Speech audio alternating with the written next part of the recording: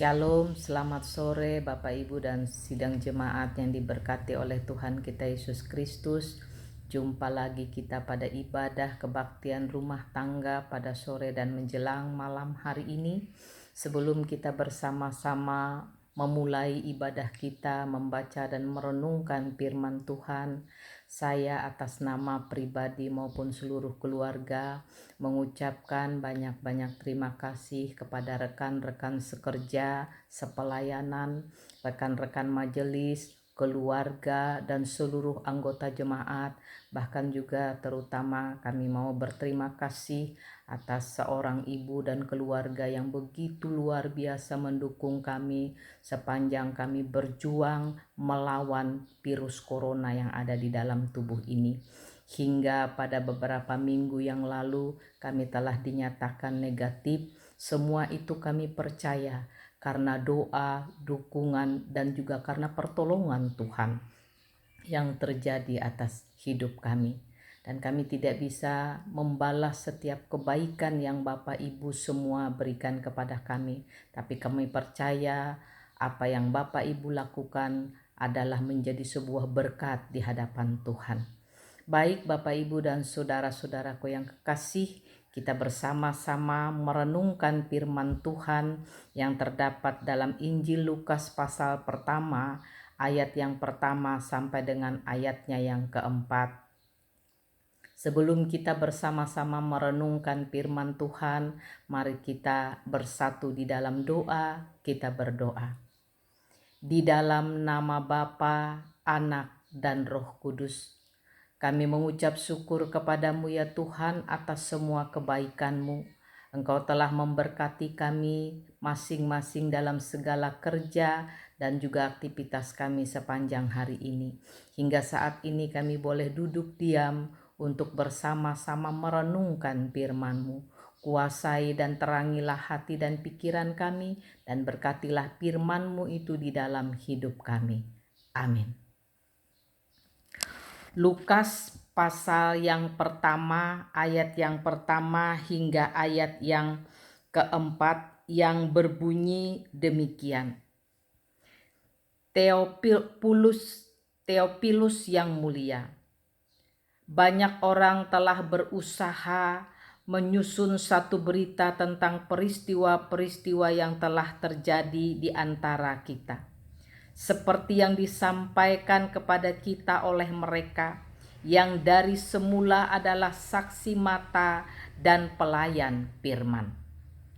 Karena itu setelah aku menyelidiki segala peristiwa itu dengan seksama dari asal mulanya, aku mengambil keputusan untuk membukukan dengan teratur bagimu, supaya engkau dapat mengetahui bahwa segala sesuatu yang diajarkan kepadamu sungguh benar.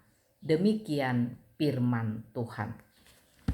Bapak, Ibu, dan saudara-saudaraku yang kekasih di dalam Tuhan kita Yesus Kristus, sebelum kita bersama-sama merenungkan firman Tuhan secara dalam, kita mau lebih tahu dulu siapa sebenarnya Lukas ini. Lukas ini adalah penulis Injil Lukas sendiri dan juga salah satu juga dia adalah penulis dari kitab para rasul. Dan Lukas ini adalah seorang tabib atau juga seorang dokter. Dan ia adalah teman sepelayanan Paulus. Ia begitu banyak menyaksikan bagaimana Paulus melaksanakan tugas dan pelayanan itu.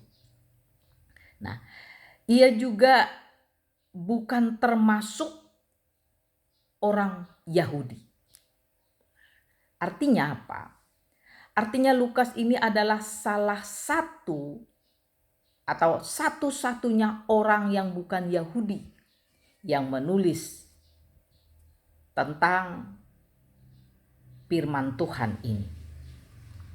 Nah, Bapak, Ibu, dan saudara-saudaraku yang kekasih di dalam Tuhan kita Yesus Kristus. Artinya melalui pemahaman firman Tuhan yang diperhadapkan kepada kita semua pada hari ini,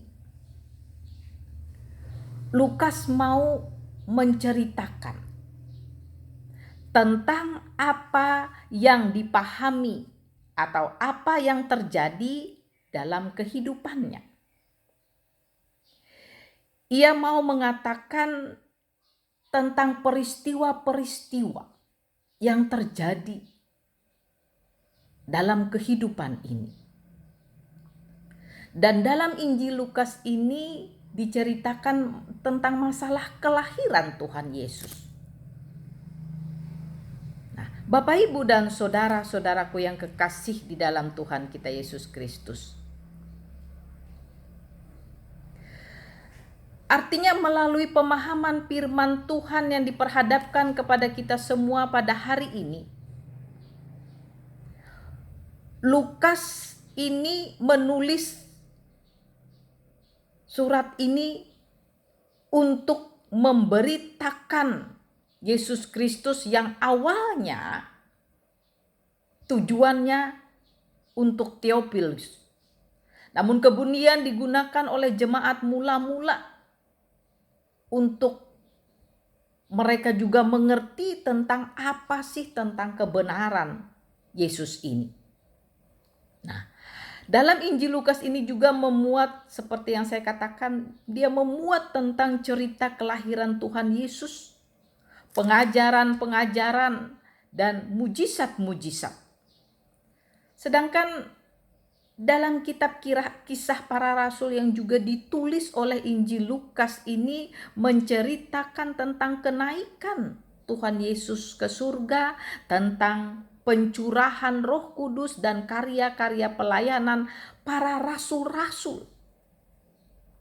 Nah, menarik Bapak, Ibu, dan saudara-saudaraku yang kekasih dalam Tuhan kita Yesus Kristus.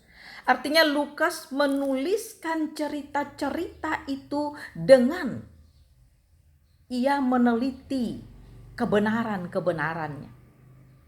Bahkan Lukas ini sebelum ia membukukan itu, ia mengadakan riset dan ia berbicara langsung atau wawancara langsung dengan saksi mata.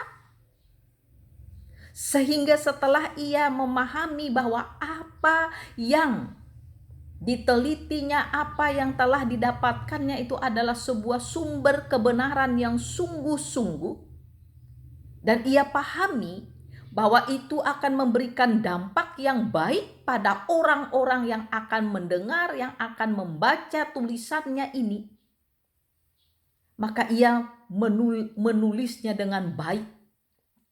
Sehingga semua orang yang mendengar, semua orang yang membaca, semua orang yang melihat dan menyaksikan karya-karya yang dilakukan oleh Lukas ini mendatangkan sebuah kebaikan dalam hidupnya, mendatangkan kekuatan iman dalam hidupnya. Nah, Bapak, Ibu, dan saudara-saudaraku yang kekasih dalam Tuhan kita Yesus Kristus, artinya melalui pemahaman firman Tuhan yang diperhadapkan kepada kita semua pada hari ini, kita diingatkan oleh Injil Lukas ini, atau kita belajar dari Injil Lukas ini. Hendaknya kita juga sebagai orang percaya dapat memahami apa yang ingin disampaikan oleh Injil Lukas ini. Yang pertama, Injil Lukas mengatakan bahwa setiap informasi yang kita dapatkan, yang akan kita bagikan, hendaknya dulu kita saring betul-betul. Agar apa yang kita sampaikan ini berdampak positif dan berdampak kebaikan serta berdampak berkat bagi orang yang menerimanya. Dan setelah kita merasakan dan setelah kita meyakini bahwa dampak itu adalah sesuatu yang baik bagi orang, maka mulailah kita menyampaikannya. Nah, itu yang pertama. Yang kedua, dari pemahaman firman Tuhan yang diperhadapkan kepada kita semua pada hari ini, kita diingatkan juga Bapak Ibu, yang dimana sekarang adalah era modern, IT yang begitu luar biasa. Semua kita tidak bisa membendung segala sesuatu, kemajuan zaman, kemajuan dari IT ini. Tetapi satu hal kita diingatkan sebagai pengguna IT. Hendaknya kita memiliki hikmat, memiliki kebijaksanaan, memiliki satu pemahaman yang baik, agar setiap informasi yang kita sampaikan melalui kolom-kolom di IT ini, kita boleh menyampaikan informasi-informasi yang benar, informasi-informasi yang baik, informasi-informasi yang mendatangkan penguatan, mendatangkan kebaikan, mendatangkan kedamaian. Jangan seperti orang-orang yang salah menggunakan IT ini, yang dimana kolom-kolom tentang penulisan informasi itu seringkali kita gunakan untuk mendatangkan provokasi, keresahan, ketakutan bagi masyarakat. Bapak Ibu, firman Tuhan hari ini mengingatkan kita agar kita belajar seperti Lukas. Sekalipun dia bukan orang Yahudi satu-satunya, tapi ia berusaha untuk menunjukkan kualitas hidupnya yang baik, yang benar, agar kehidupan yang dilakukannya, pelayanan yang dilakukannya, penyampaian berita yang dilakukannya itu sungguh-sungguh mendatangkan kebahagiaan dan berkat bagi orang lain. Maka jadilah kita seperti Lukas-Lukas yang baru untuk selalu mewujudkan apa yang Tuhan inginkan. Berita yang kita sampaikan justru berita berkat bagi semua orang. Tuhan Yesus memberkati kita semua dan firman-Nya. Amin.